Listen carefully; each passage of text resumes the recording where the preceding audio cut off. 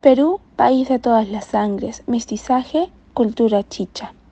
Integrantes: Maldonado Fabricio, Espíritu Jara Rosa, Flores Zapata Adriana, Pareja Vargas Carla, Gálvez Valdivieso Cristóbal y quien les habla, Bella Helfers Chiara.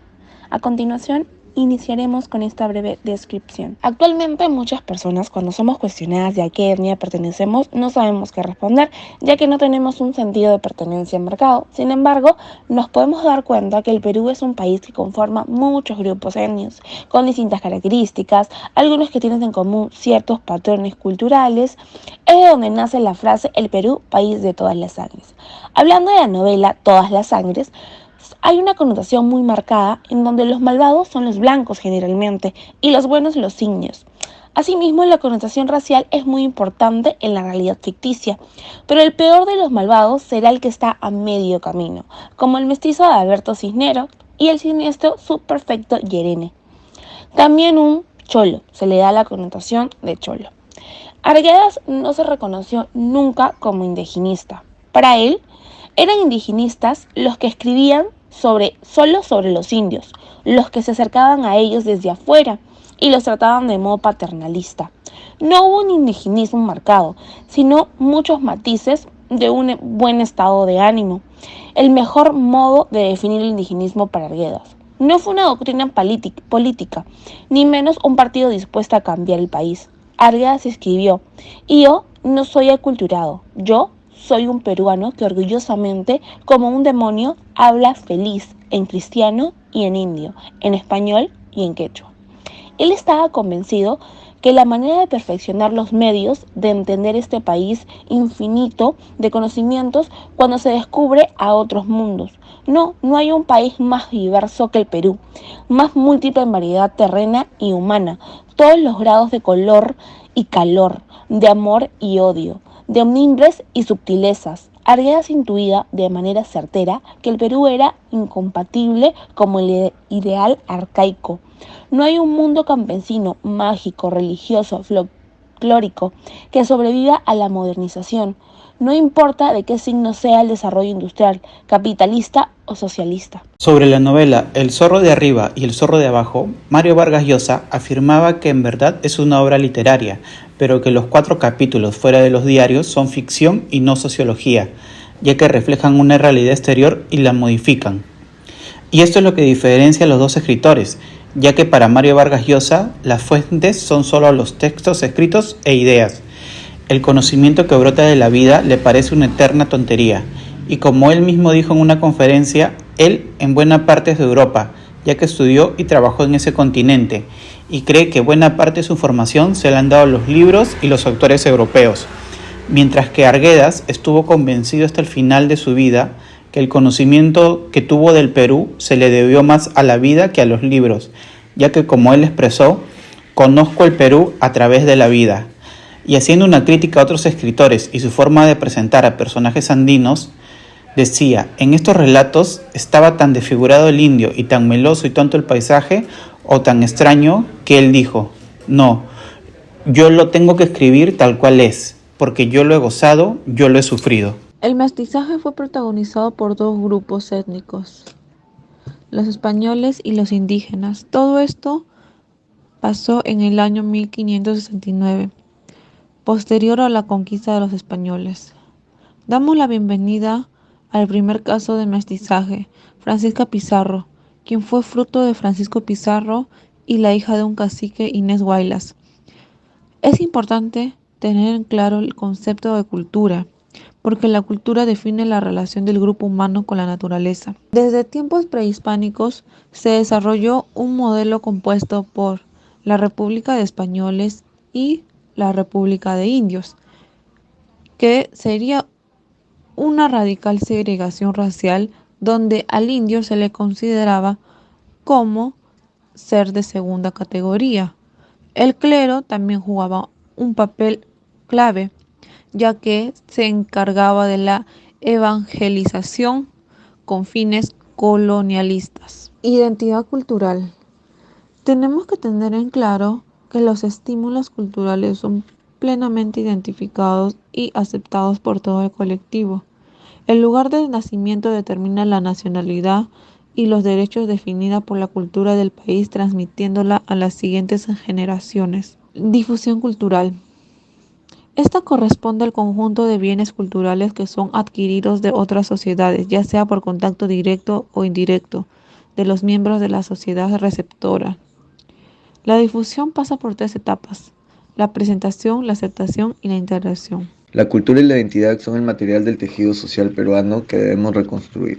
La identidad corresponde al diseño y los colores propios de este tejido. Este proceso requiere una profunda transformación de mentalidades para la construcción de una identidad nacional que nos permita reconocernos como un país plural y heterogéneo, que acepta su diversidad cultural y en el cual el respeto a las diferencias es el fundamento de un sentido de identidad que responde a los desafíos de la globalización. También requiere de la afirmación de los valores democráticos que permite apreciar la importancia del diálogo, el consenso y el valor de la participación ciudadana en todos los niveles. La identidad nacional no es un producto acabado, sino que está en permanente construcción. A lo largo de la historia, cada generación se ha visto en la necesidad de afrontar de la mejor manera posible los desafíos de su tiempo y su contexto lo impone, pero tratando de mantener una continuidad que respete su concepción de identidad y los valores que la sustentan. Podemos decir que en pocas palabras, la identidad cultural es construir lo que somos y reconstruir el tejido social peruano. Así que debemos elaborar una historia con la cual los peruanos podamos sentirnos identificados. Por otro lado, la etnicidad se refiere a los valores y prácticas culturales que distinguen a grupos o sociedades. Los miembros de estos grupos étnicos se ven a sí mismos diferentes de otros grupos sociales. Esto abarca un conjunto compartido de características culturales y sociales y un sentido compartido de la identidad, creencias, valores, hábitos, costumbres y normas. En la etnicidad existe cuando hay un colectivo que exige cierta identidad que los incluye en determinado grupo o los excluye de otra colectividad. La etnicidad puede funcionar también como un mecanismo de segmentación social, ya que puede excluir a un grupo respecto de otro. En este sentido, la idea de etnicidad podría ser considerada como una fuente de estratificación social. Bueno, en conclusión, podemos decir que la identidad nacional es algo no concluido y que cada día es posible agregar nuevos aportes, así como estímulos que en medio de la posmodernidad es muy probable se incluyan en el imaginario colectivo, además de los conflictos sociales propios de una sociedad fragmentada por el influjo de la pertenencia a algún sector socioeconómico o etnia. La cultura chicha en el Perú. En estos años de cambio de siglo en el país, se ha hecho la viva preocupación por lo que se ha venido a llamar cultura chicha. En esta coyuntura, ello está relacionado con situaciones que se han dado en dos ámbitos distintos, la política y la cultura. El segundo, en el ámbito cultural, a la par con el anterior, y merced a la gran aceptación de la tecnocumbia o tecnochicha, se viene asociando a la chicha como una música que democratiza, dado su inserción en todos los estratos de la sociedad y medios de comunicación. Pero también, a lo largo de dos décadas, de los 80 hasta los 2000, se ha ido construyendo un significado de la chicha de contenido negativo que se ha servido para calificar a todo tipo de situaciones que se vincula con la transgresión, fuera de lo establecido, mal hecho o informalidad. Sin embargo, podemos decir también que la chicha es más bien sincretismo, la mixtura de todas las culturas del país anidadas en la ciudad capital. Si hablamos de las dimensiones de la cultura chicha, en los últimos años este ha sido un ámbito político que está en la escena nacional. Es aquí donde hemos podido dar cuenta de algunas de las dimensiones ligadas con su significado negativo. Primero está lo estético-cultural, en donde vemos colores estridentes, combinaciones de las comidas, mezcla de tradiciones, culturas, etc., que más de las veces que está asociado con mal gusto desde cánones culturales distintos. También vemos lo informal, la mezcla, padenomium y la flexibilidad de las normas y los valores, que vendría a ser lo incrupuloso fuera de las normas. La connotación negativa del término chicha, pues al principio habría que decir que esto se dio básicamente desde la creación de la música chicha. La música chicha surgió en un medio netamente urbano y limeño, dentro de una atmósfera de convulsión social y cultural, de difusión de géneros musicales y de una suerte de enfrentamientos entre lo serrano y lo costeño. Su aparición fue a fines de los años 60 en el medio musical urbano, incrementó las nuevas circunstancias sociales que se desplegaron a su alrededor, elementos que se irían conjugando para redefinir el contexto de la chicha. La chicha en el contexto cultural peruano. Para tener una idea clara del significado de la cultura chicha en el Perú y en Lima, en particular hay que verla dentro de un contexto más amplio, dentro de un proceso de conformación de la cultura en el país durante el siglo XX e indagar cuáles han sido los cambios ocurridos en estos años para que se produzca un tipo de cultura como la llamada chicha.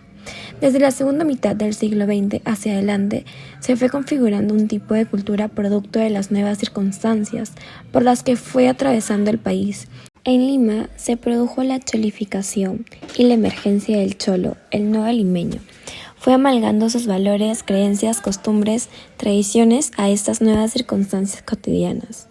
Buscaban identificarse con la nueva realidad social de Lima en medio de un hervidero cultural que trascendía la singularidad y el localismo provinciano. Todo aquello también debido a la reconfiguración de la ciudad, del espacio geográfico y de su composición social.